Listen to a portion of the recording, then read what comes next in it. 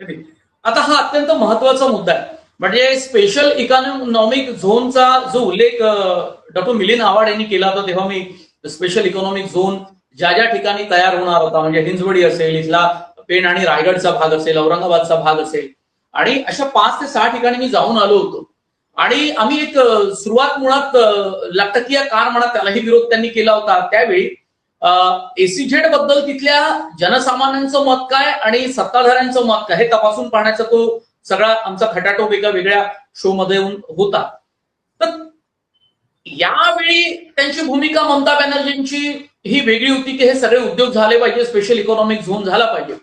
पण आताच्या घडीला मात्र अदानीच्या विरोधामध्ये राहुल गांधी आणि प्रियंका गांधी अत्यंत ताकदीनं मैदानात उतरल्या असताना आणि तोच मुद्दा महाराष्ट्राच्या विधानसभेच्या निवडणुकीमध्ये धारावी मतदारसंघामध्ये अत्यंत ताकदीनं पुढे आणण्याचा प्रयत्न केला, पण त्याला दाद मिळाली नाही किंवा मतदारांनी त्याला अजिबात प्रतिसाद दिला नाही असं साधारणतः दिसतं.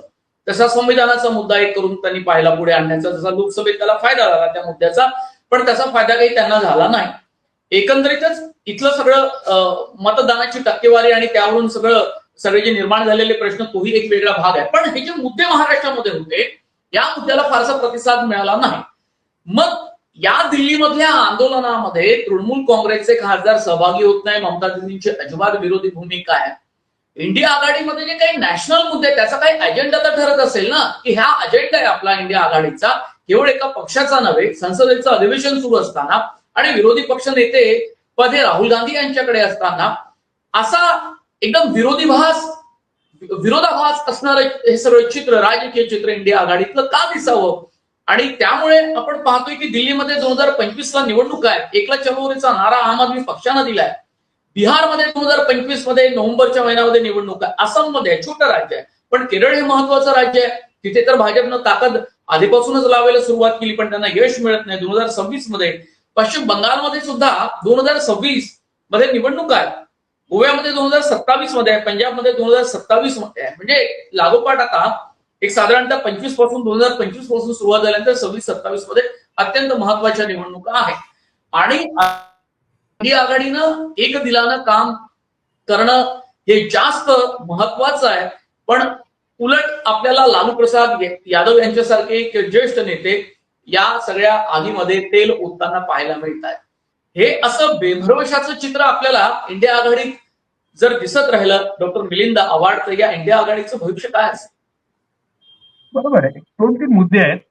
मी सुरुवात जशी केली होती तर पहिला मुद्दा असा आहे की या सर्व इंडिया आघाडीच्या मित्र पक्षांची ज्या त्या राज्यांमधली त्यांची स्वतःची एक वैशिष्ट्यपूर्ण भूमिका आहे. ती भूमिका त्यांच्या वैचारिक राजकारणाच्या संदर्भात असू शकते, ती भूमिका त्यांचे स्थानिक जे प्रश्न आहेत त्याच्या संदर्भात असू शकते, ती भूमिका उद्योग व्यवस्थापन व तत्सम स्वरूपाची असू शकते. तर या सगळ्या ज्या भूमिका आहेत या भूमिकेमुळे ही सर्व राजकीय पक्ष इंडिया आघाडीचे वैचारिक दृष्ट्या एकजिन्सी आहेत का असं आपल्याला जर विचारायचं ठरवलं तर ते एकजिन्सी आहेतच असं आपल्याला दिसणार नाही. एकूण या सर्व राजकीय पक्षांची जी वैचारिक भूमिका आणि त्या अनुषंगानं विविध प्रश्नावरती त्यांचं स्वतंत्र जे मत आहे ते आपण वेळोवेळी पाहिलेलं आहे. उदाहरणार्थ फार्मर्स बिल ज्यावेळेस इंट्रोड्यूस केलं होतं तर इंडिया आघाडीच्या काही राजकीय पक्ष ऍबसेंट होते असं आपल्याला त्यावेळी दिसेल. वक्फ बोर्डाच्या बिलच्या वेळेस इंडिया आघाडीचे काही पक्ष काही भूमिका घेत आहेत असं दिसलं नव्हतं. काश्मीरच्या वेळेसही मुफ्ती मोहम्मद त्याला त्यावेळेस बोलल्या होत्या. इंडिया आघाडीच्या काही पक्षानं भूमिका घेतली असं दिसलं नव्हतं. त्याच्यानंतर मी उल्लेख केला तो स्पेशल इकॉनॉमिक झोनचा. प्रत्येक आता आपण जर बघू तर प्रत्येक राज्यातल्या ज्या निवडणुका आहेत विधानसभेच्या त्या मुळात उद्योगधंदा आणू याच्यावरती होतात.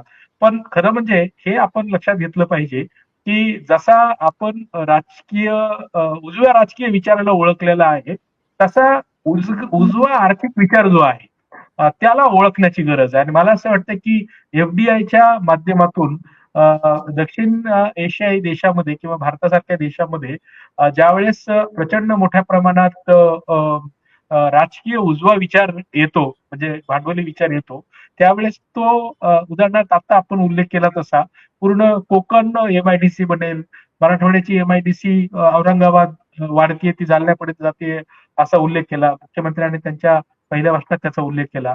म्हणजे राज्यामध्ये प्रचंड मोठ्या स्वरूपात उद्योग व तत्सम स्वरूपाची अ, अ, गोष्ट येईल. परंतु हा जो उद्योग आहे किंवा ही जी गुंतवणूक आहे, ही गुंतवणूक किंवा हा उद्योग स्थानिक लोकांचे प्रश्न कसे सोडवेल किंवा त्यांची आर्थिक सुबत्ता किंवा त्यावरती काही उत्तर देईल का? आरोग्य, शिक्षण व तत्सम स्वरूपाचे त्यांचे जे प्रश्न आहेत, याला घेऊन यांचे काही स्वतंत्र मत आहे का? तर ही चर्चाच नाही. राज्यांमध्ये उद्योगधंदे आणण्याची स्पर्धा आहे. भांडवली गुंतवणूक आणण्याची स्पर्धा आहे. खरं म्हणजे आपल्या लक्षात येईल, भारतामध्ये 90च्या अगोदर भांडवली गुंतवणुकीला विरोध त्याच्यावरती भारताचं आणि राज्याचं राजकारण त्यावेळेस फिरायचं. भांडवली गुंतवणूक आपल्याला आठवत असेल वखाडच्या वेळेस लोकसभेमध्ये प्रचंड मोठ्या स्वरूपात चर्चा झाली. त्यावेळेस पहिल्यांदा वखाड झाली होती. तर वखाडची गुंतवणूक भारतामध्ये असावी की नाही अशी अगदी माझ्या 2004-5 ची ही चर्चा असावी. पण 20 वर्षाच्या काळामध्ये भांडवली गुंतवणूक हा प्रॉब्लेम आहे असं कोणत्याच राजकीय पक्षांना वाटत नाही आणि हा खरा प्रॉब्लेम आहे.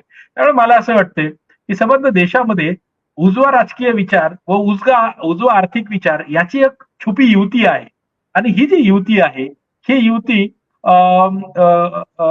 प्रादेशिक पक्ष समजून त्याच्यावरती स्वतंत्रपणे बोलायला तयार होतील का हा खरा या अनुषंगानं प्रश्न विचारला पाहिजे.